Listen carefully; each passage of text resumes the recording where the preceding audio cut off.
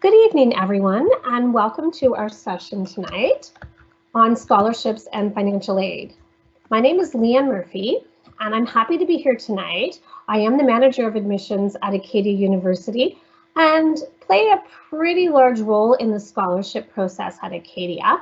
So I volunteered to come out tonight and do a presentation for you on scholarships, financial aid, and then just to chat a little bit about student loans.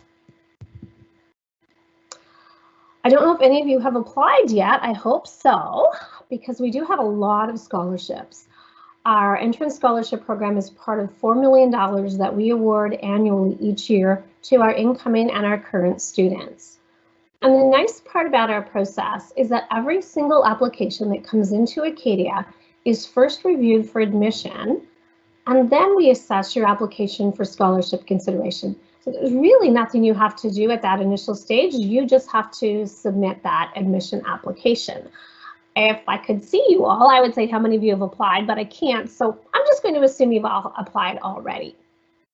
And when we assessed your admission application, if your admission average was 80% or higher, you would move into our scholarship pool. It is explained on our website what your admission average is. And I'm not going to go into a lot of detail about that because it is really different for every single applicant.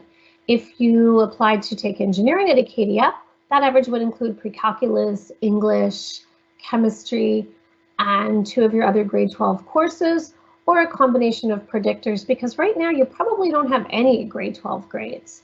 If you were applying to take sociology, we would look at your English 12 grade, and then for other academic grade 12 courses, or again, like I said, we look at some predictors because you don't have those grades yet. It's a pretty tested and true formula that we use. If ever you are unsure if you're in the pool or you have a question about how your average was calculated, be sure to always reach out to me through admissions@acadiau.ca. That's the email address, or you can email the email address that you'll see throughout the presentation tonight, and that email will get to me, and then I'll make an appointment to go through your transcript step by step so you can see how that average was calculated. If you haven't applied, the deadline to apply with all of your documents, to have all of your documents in and be considered, is March 1st. Please, please, please do not wait until March 1st to apply. And you'll see why as we go through the presentation that it is good to apply early. And then all awards will be made in mid to late March. So the nice part is that you will know whether or not you've been offered a scholarship long before you have to accept your offer if you're planning to come to Acadia. So, and you should also, by mid-April at the latest, have all of your scholarship offers from all of the schools that you've applied to. So that does give you time to sit down and go through those offers when you're looking at making your decision. Are you in the pool? Well, you will receive communication right away letting you know if you are in the scholarship pool. And you'll see some additional items added to your required materials list in your portal. Those of you that have applied have probably already been into the portal to check your materials list, maybe a status update and things like that. And these will include the following that I'm going to show you on the next page. It was much easier to do some screenshots than to list some of the documents. And then if your scholarship average is over 90%, also on that list, you'll see a request for references. And so this is what that portal looks like that I was speaking about. It will say welcome, and it will show you your name right there, and we've had to redact all of the private information because I had to use a student's portal to create these screenshots. And it will see your status update. So if you click on your update, that's where you'll probably see your offer letter or any additional updates that we've sent to you. And you'll also see an offer response form and then the deadline that you have to accept your offer. And like I spoke about earlier, the student is in the scholarship pool, and so she has until May 14th to accept her offer, and she'll always know that date because it's right on the front page of your portal. And as if we could see the big long screen, we would screen down. I'm going to move over, and as you can see, that's the offer response form that I just spoke about. And then this is your application checklist.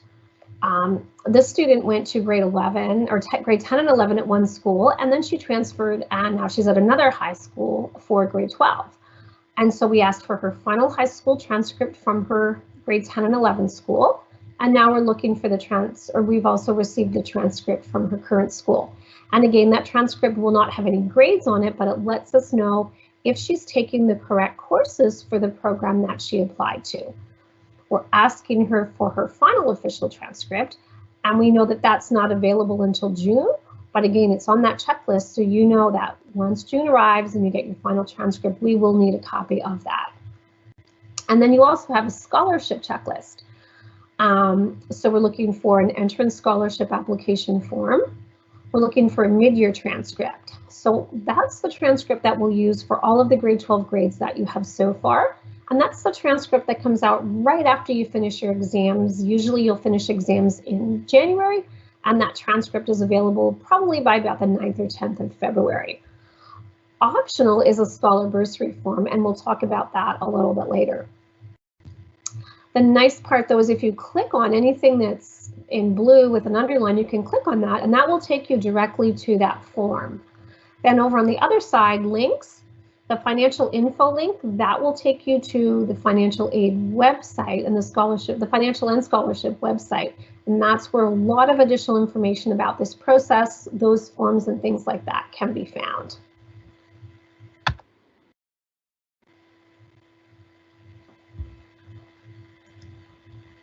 And like I spoke about earlier, the student has an average between 90 and 100%. So we're asking for one additional thing from that student, and that is the entrance scholarship references request. Those are reference forms that can be sent to referees to fill out for the students within that range. Students between 80 and 90%, like you saw on the screen before, those references aren't required. The reason we ask for references is because if your entrance average is over 90%, you're going to go, your file will go to our Scholarship Prizes and Awards Committee, and that's where there is some additional funding available. Here's a place to upload any materials. You've probably already done that if you've applied, and that's how you uploaded your transcript and sent that to us. Now, you may not have received a scholarship email and you may not have a scholarship checklist. That's okay. The nice part is you still have the first semester of grade 12 to work as hard as you can. I've looked at a lot of transcripts in the last few weeks, and those students have 78, 79 averages. They are so close. So for students that have an entrance average between what meets our requirements for admission to the university and then what meets the requirements for a scholarship, you're going to see a screen like this. We're still asking for that final transcript, but we're also asking for a mid-year transcript. Please get that into us as soon as it's available, because they will recalculate your average. And if your average moves from the 70s into the 80s, we will populate your screen right away with the scholarship application file and the scholar bursary file. And you'll still have a couple of weeks to get that filled out before the March 1 deadline. So again, whether or not you have an email about the scholarship pool, it's really important to work as hard as you can for semester grade 12, because those are the grades that count. The second semester grades we don't use because the scholarships are all awarded in March. Now the scholar bursary is much the same as a scholarship, except for one piece of criteria. Scholarships and scholar bursaries are both academic awards, but a scholar bursary also has a financial need component. To be eligible for a scholar bursary, you must qualify for a student loan. And now right now you're probably thinking, but I won't know if I have a student loan when it's time to fill out the scholar bursary application, and that is 100% true. So the rule of thumb here is, if you're planning to apply for a student loan, you should also fill out the scholar bursary application form. You may not qualify, but on the flip side, you certainly may qualify, so you should fill that out. We also have a lot of scholar bursaries that are geographic or program based, and that's because a lot of our bursary money comes to us from donors, either people that have recently donated money and are an active part of our program, or people that have left money to the institution. And sometimes, for example, an alumni will leave something that's specific to he or she. And so there could be a scholarship out there that a donor left for a female student in Windsor, Nova Scotia that's taking nutrition. Do you know how hard it is to find that sometimes? It can be very hard. So again, another reason to fill out those forms, because a lot of times we have to reach out to the school to see if they have any students that are interested in a specific program at Acadia, because we haven't had any applicants from that area or for that program. So again, just another tip to be sure to fill that out. When you're looking at scholarships, scholar bursaries, and any other types of funding, it's really important to go through the entire scholarship and financial aid website. There's so many things there that would be way too much to talk about this evening, but there's lots there for you to peruse through. We have a list of scholarship portal sites. So those are scholarships that are external to Acadia and that really any student maybe in Canada or the world could apply to, and there are links to those sites. There are lots of local and Canadian scholarships that people have reached out to us or we've found out there. So we've put links to those scholarships. And again, those are totally separate from Acadia, but those are monies that you can apply to. And one thing you should keep in mind is a lot of the scholarships, when you start to fill out those applications, they will ask if you have a valid offer from a university. So before you start filling those out, make sure you apply and make sure you get that offer first so that you are eligible to fill out any of those external scholarships. We also have exchange opportunities, and I just want to bring those up. They're not available for first-year students, but most of our exchange opportunities are available for third-year students. For example, we have a scholarship that's with one of our American partners, and our students can have a full year paid at one of those American partners in their third year. And that's available for students each year at Acadia. So in your third year, if that's something that you're interested in, make sure you look into those exchange opportunities, because it would be really nice to have the opportunity to study somewhere else and have a full scholarship to do that. There are links for students with disabilities. So if you have an identified learning disability, any other types of medical disabilities, there are scholarships and funding available to help you with some of the supports that you would need while you're in university. We certainly have staff that are there to support you, but things like extra software for your laptop, monies for note takers, things like that, that's all available online through these scholarships and bursaries that I'm referencing. We have a lot available from the government and different programs for Indigenous students. So if you do qualify for Indigenous student status, please be sure to go on and fill those out. And then we have a lot of partner scholarships, and those are scholarships that are kind of through Acadia, but they're from an outside partner. And those, for example, would be our Irving Scholarship, our McCain Scholar Bursary. So for those, and the reason we keep those separate is, unlike the scholarships that I spoke about earlier, the scholarship and the scholar bursaries, the ones that I talked about, I create the average for those for students. These ones are all done separately. So you will have a separate application to fill out, and there will be some documentation that external partner will ask for. And those scholarships you're only competing with you're only competing against with other students at Acadia. So if a student applied to accepted another university and is going to that university, they're not eligible. It's only students that are going to Acadia that will be eligible for that money. And now we're going to talk a little bit about student loans. Every single province is a little bit different, and most of the information that's available about student loans is available on the individual student loan websites. But I'm certainly going to talk about it because it is one of the main ways that students obtain funding to pay for their education. So I just want to make sure you know a few important points early on in the process. The applications tend to be posted in late April, early May. Please, please, please make sure that you apply as soon as they're up. Every year, unfortunately, we have students that won't apply until August, and they start university in September and they haven't heard back whether or not they have a student loan, so they have no idea how much money they're going to get to put toward their university. And that can be really stressful, especially when compounded with that transition from high school to university, moving away from home and things like that. So it is key to make sure that as early as possible, you have visited all of those avenues and filled out both scholarship, scholar bursary, and then student loans. You only have to apply to the, your individual provincial loan, and that will entitle you to both the federal and provincial loan programs. We do have a financial aid counselor on campus that can answer some sort of general questions about your student loans, you know, how the process works, how the university gets the money, how in turn the money goes to you, things like that. But a lot of information will be contained on your individual provincial side.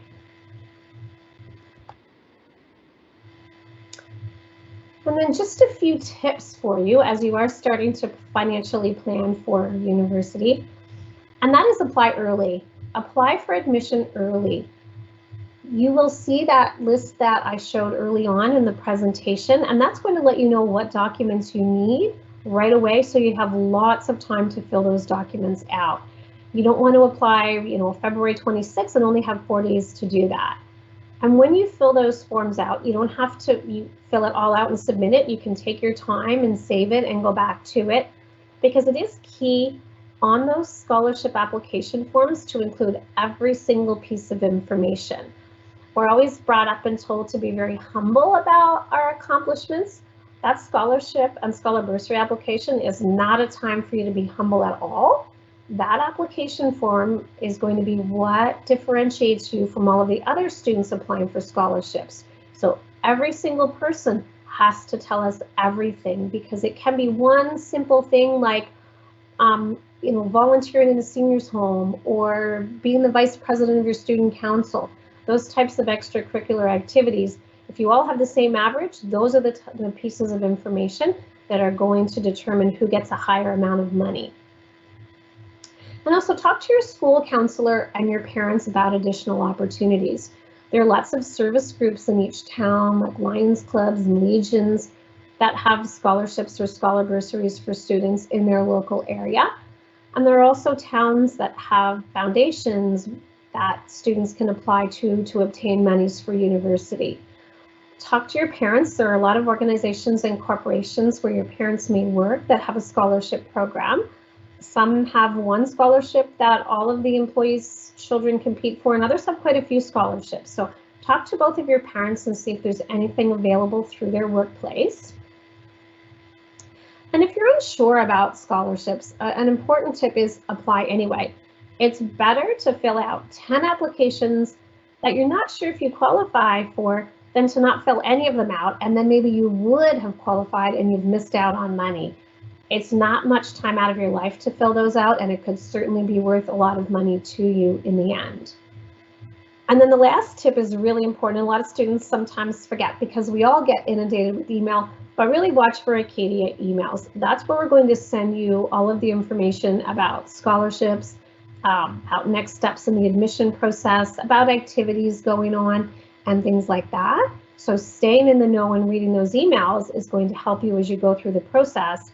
And again, if there's a new scholarship that comes up, we're going to email that out to students. And our development office every single year is working really hard to find additional scholarships. And when we do, if there's anything on your end that we need, we're going to reach out to you by email.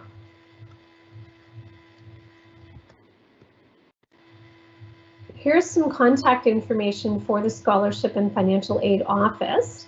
The most important thing is just remember financial.aid@acadiau.ca.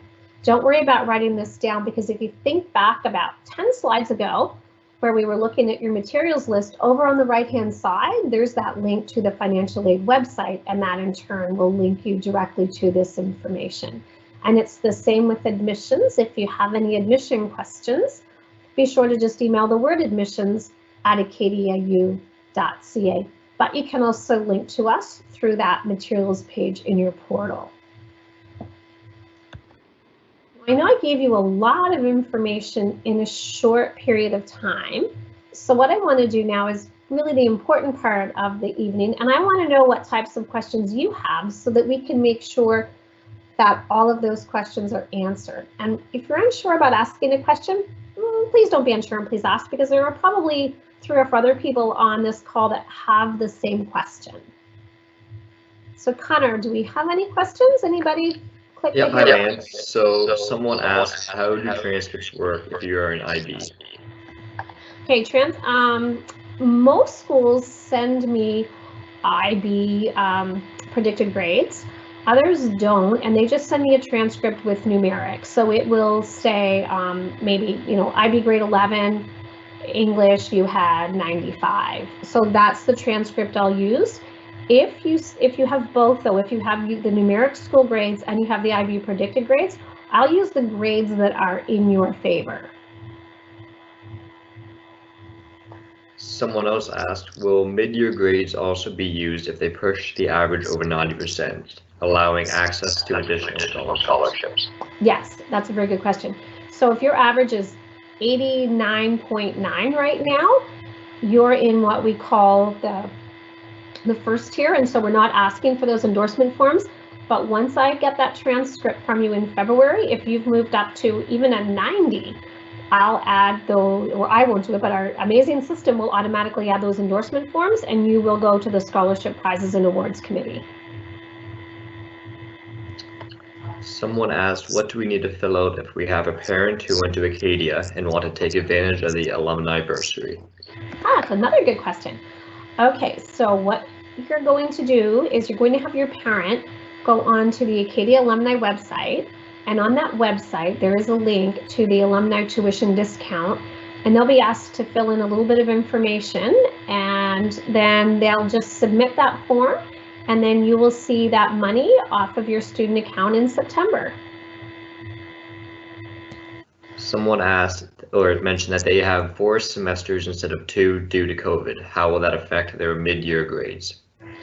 Okay, so far the counselors that I've spoken to have indicated that the mid-year grades will be the old mid-year grades will be your semester 1 and semester 2. Honestly, what we're looking for is whatever grades your school has available for you in mid-February. So if you are on an odd semestered system this year, don't worry about it. I'm going to take that transcript that's available in February.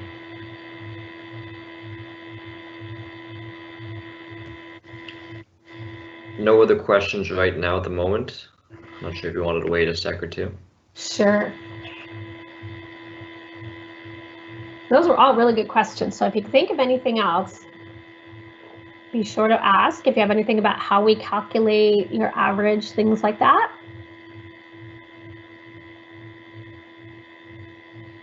No questions, Connor? Nope, all good there. I'm also putting my email in the chat in case anyone wants to reach out to me as well. Perfect. Well, thank you so much, guys. And if you think of something after a game, be sure to reach out to Connor, be sure to reach out to me. I want to thank you so much. I know it's a really busy time. You all have lots of homework and some extracurricular sports and things like that have started. So we truly appreciate the fact that you took half an hour tonight to come out, to listen to our presentation, to ask those good questions. And we look forward to working with all of you right through the rest of this entire process, and hopefully right up until we see you in September. Good luck in your scholarship applications forms, and have a great rest of your evening. Thanks so much. Thanks, everyone.